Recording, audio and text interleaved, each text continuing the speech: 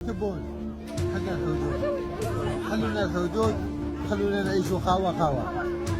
حلوا لنا الحدود نمشيو بحال حنا ولاد البلاد هذه كاع، ما نبقاوش حنا في هذا المغرب كاع.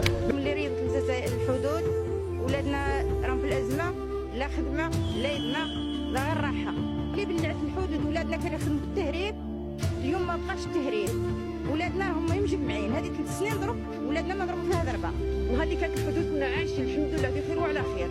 درك اختي ما كانش باللي ريضت الحداده رحنا ضايعين، الشباب ضايع. واحد الازمه اقتصاديه هذه مهله 3 سنين ملي استالينا من المنطقه الحدوديه وحنا في واحد الازمه. الشباب يعني راه في ضايع. انا في واحد الازمه كبيره هنا في المغرب الشرقي. انا في واحد الازمه كبيره راك يجيبوا السلعه بالغلا وانا الشعب راه ما عندوش باش يشري. 100 دورو ما صافاش باش يشري. انا نقولوا اشوفوا كي ديروا مع هاد الشعب يا سيدي راه الى نظره مصيبه. هذا الفيديو درتو سبيسيال لسيدنا الملك، الله ينصرو والله يخليه تاج فوق راسنا.